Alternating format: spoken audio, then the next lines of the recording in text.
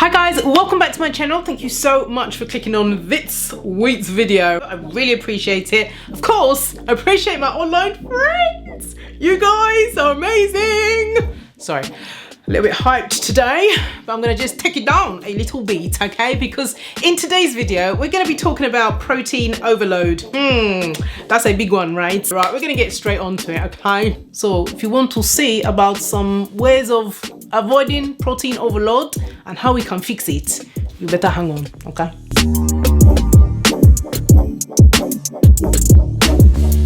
First of all, let me say this, a disclaimer. This is my information I've gathered from research and also from my own experiences and what I can glean to you all, okay? I am not a hairologist. So sis, I come to you with love, all right? Okay, now we got that out of the way. It's really important to talk about protein, okay? I will be quick, I want to story you. So protein is necessary. It's so important to know that protein is essential for your hair to remain strong and resilient. But just to pinpoint it, 80 to 85% of your hair is actually made up of protein, which is called keratin. Protein is the building blocks of your hair. This protein keratin makes your hair strong, and this is the greatest part of it, it keeps your hair in the growing phase, which is the anagen phase. Now, protein overload only happens when there's an imbalance of the levels of protein and moisture in your hair. It's that simple. So to make it even simpler, it's the imbalance of protein. So it's too much protein equals protein overload. You got that, haven't you? It's not the protein that is harmful, it's the use of protein. It seems like protein is not understood.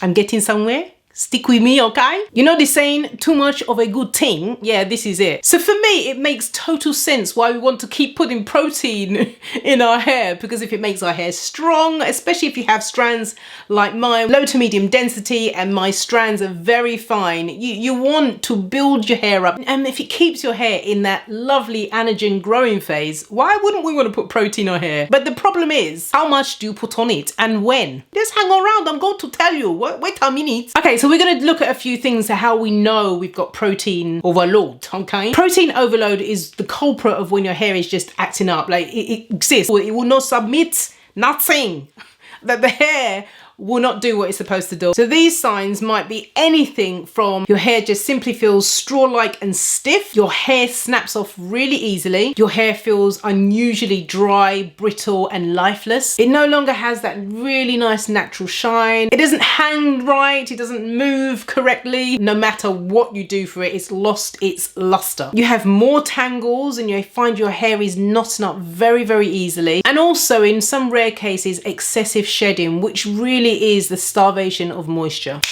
Girl, you got protein overload. I have brought in my friend here. I've brought this pasta strip, which is a spaghetti strand representing our hair.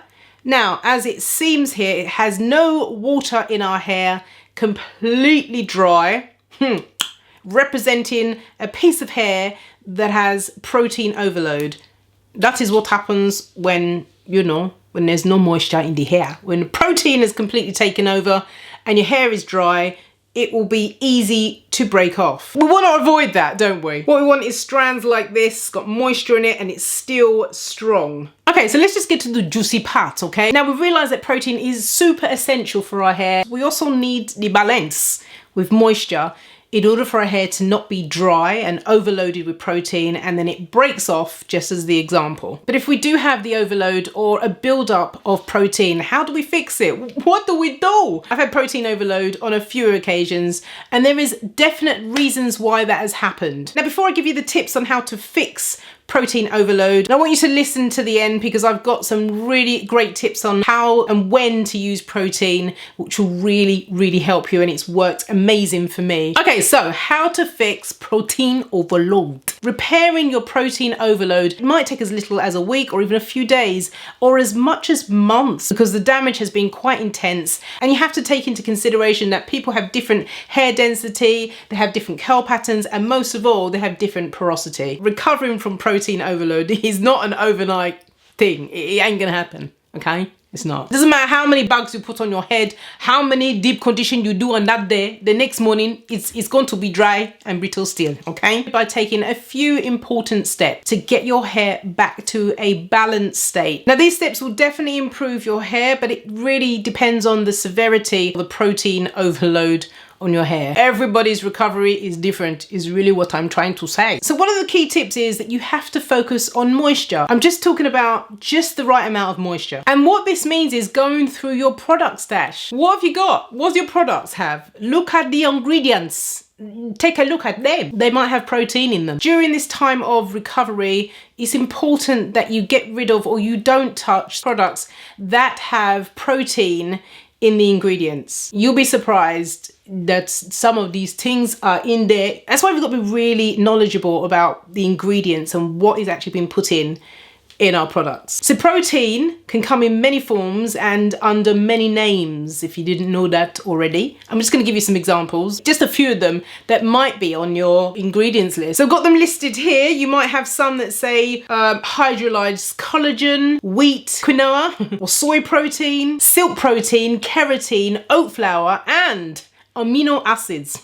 You didn't know that, eh? Now you're gonna have to do your research to learn a little bit more about these ingredients I've just mentioned, but there are a ton of them out there that actually are protein based or another name of a form of protein. It's important that you look at your ingredients because you might be putting on a deep conditioner thinking that it's giving your hair lots of nourishment, of moisture and hydration, when really it's got one or two of the ingredients that are a form of protein, which really, girl, when you wash that thing off, it's just going to do more damage than good. So my advice is if you do have a case of protein overload or protein buildup, check out the ingredients and make sure during that recovery period you're avoiding protein products so that you can bring your hair back to normality. Clarifying your hair reduces the buildup on your hair until it becomes softer and more manageable. Now deep conditioning is obviously the most obvious thing to do. Make sure you're deep conditioning. So sticking with great oils like avocado or pumpkin seed oil or argan oil, even your good old simple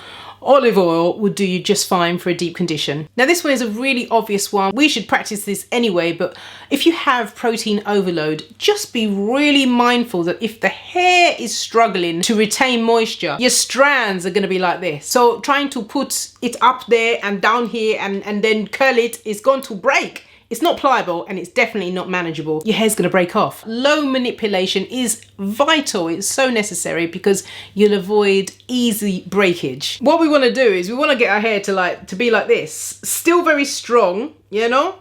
But very pliable, you know, that's with moisture. I want to give you my own example, which I feel like it will really help. As mentioned before, I've used rice water many times on hair challenges and just to get my hair flourishing, but I haven't used protein for a little while. And this is the reason why. Listen, I have studied my hair. Now, I only use protein as a treatment by watching my hair. I don't just get up one day and say, I'm going to put rice water on my hair because I've watched a video. I make sure that my hair is in the best place possible in terms of it having moisture before I can actually put protein in my hair so that there is an equal balance and that my hair will actually take the rice water. Because it's in my estimation, hey, are you listening? Don't come for me in the comments. In my estimation, in my thinking, we are not studying where our hair is. We just watch a video and we see how this sister has grown her hair 45 inches in 7 days, hey, from rice water. And we think, yes, me too, I'm going to get 60 inches. And then, you know, we wonder why our hair is breaking off because our hair wasn't in the best possible state. Perhaps your hair had too much protein in at that time and adding a rice water treatment to the mix was going to be the straw that broke the camel's back. So the reason why I feel that I have been getting great results over a period of time, you can see it in my playlist. That is another shameless plug. And I've had, in my estimation, some great successes. My successes weigh out my losses for rice water because my hair never now gets a protein treatment unless my hair is well balanced with moisture first. let that be a tip for you. But you've got to use it on hair that is starting on good foundation. So I'm convinced knowing your hair type and knowing the health of your hair is at that particular time, it should determine whether you use protein or not. And of course, if you are protein sensitive, like you are low porosity hair, but there are ways to still use protein if you know the health of your hair and you use the protein wisely. Okay guys, I hope this has helped somebody out there or given somebody some enlightenment on how to use protein properly. Anyway guys, I'm going now. My hair is flat. I'm heating up again. And you know, you who have just seen me for the first time, you might want to subscribe if you like the video, okay? Don't forget to give it a thumbs up if you enjoyed this kind of content. It always helps me, and I look forward to reading and replying to you in the comments section. I'm going now. Take care guys, God bless you. Bye.